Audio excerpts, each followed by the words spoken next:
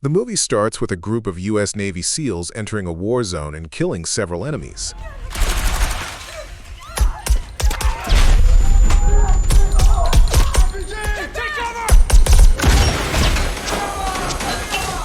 They move through ruined buildings in the streets of Aleppo while searching for a target. After clearing one building, Agent Ritter appears and tells them to rescue a CIA hostage held by Syrian government soldiers. After a short briefing, team leader John Kelly moves his team to another area. They attack another building and successfully rescue the hostages. After the mission, Kelly searches a dead Syrian soldier and finds information on the soldier's phone showing that he was once part of the Russian army. Agent Ritter tells Kelly to forget about it and leave right away.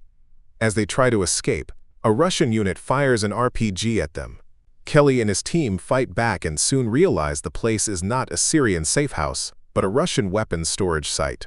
During the heavy fighting, Kelly, his team, and the rescued hostage run to the top of the building, where a helicopter is waiting.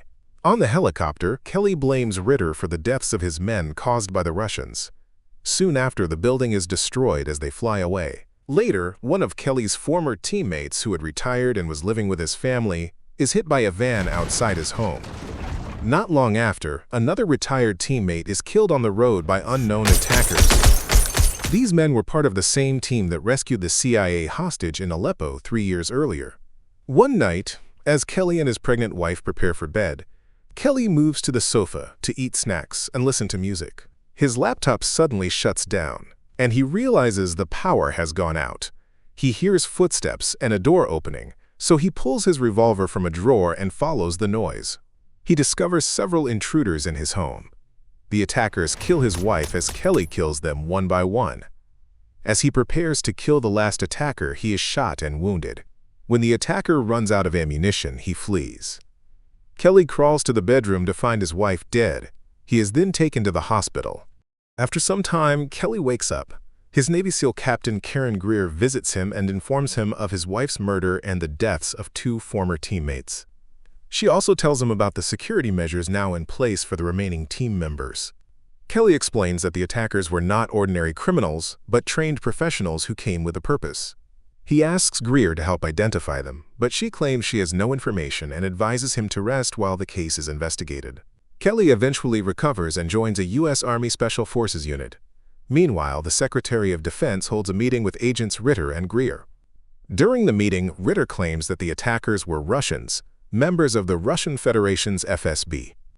He explains that Kelly's team attacked the FSB in Aleppo years earlier while rescuing the CIA hostage, and that the Russians are retaliating. Ritter adds that the CIA has decided not to respond in order to avoid conflict with Russia. Later, Karen informs Kelly that the Russians were responsible for his wife's murder and that the CIA has ended the investigation. She secretly provides him with files related to the suspects, passport facilitators in the United States.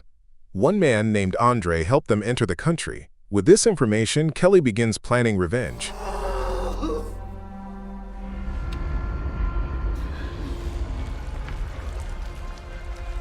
He goes to Andre's office pretending to be drunk, but Andre's security removes him.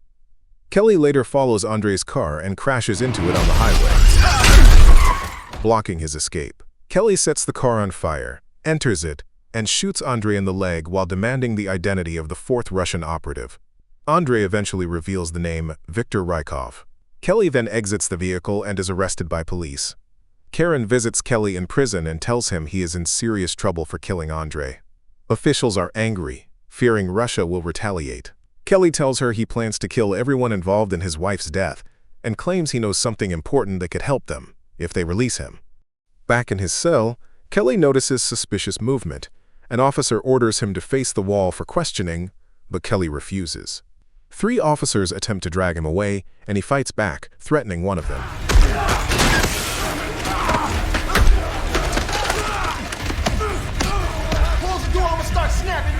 Soon, a U.S. Marshal arrives and escorts Kelly out, giving him a phone. Karen speaks to him and asks him to cooperate. Kelly is taken to a secret military base, where he reveals Viktor Rykov's name. He is asked to identify photographs, but Agent Ritter claims Viktor is dead. Despite this, Kelly recognizes him.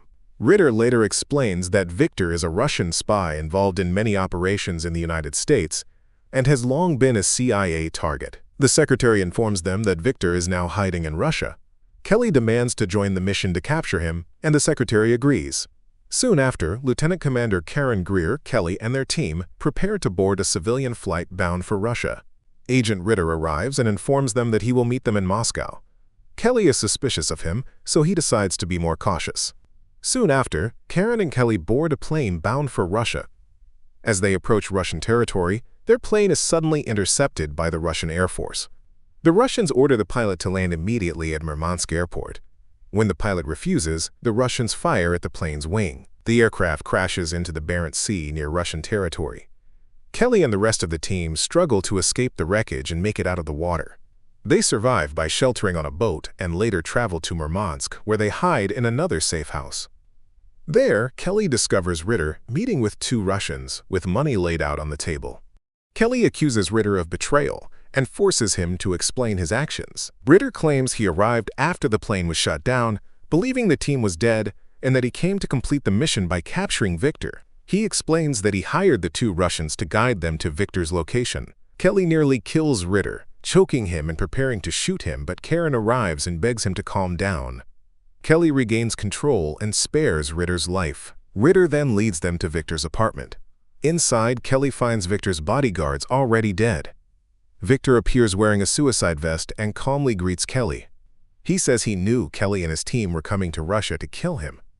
Victor insists that he was not responsible for the murder of Kelly's pregnant wife. He claims that both of them were being manipulated and led into a trap. As Kelly tries to reason with him, Victor detonates the vest, killing himself. Buddy, all right? Gonna get you out of there. Where's he at? Hey, I won't leave you here. After the explosion, a sniper kills Dallas, one of Kelly's team members. The squad struggles to locate the sniper, but eventually finds and kills him. Shortly afterward, another sniper opens fire. Kelly and Karen manage to track down and eliminate the remaining attackers. Meanwhile, Russian police and military forces surround the apartment complex. Kelly orders his team to escape through the back while he stays behind on the rooftop to confront the authorities. He detonates explosives, killing several officers, while his team successfully escapes in a van. Kelly continues to hold off enemy forces, fighting soldiers who attempt to capture him on the stairwell.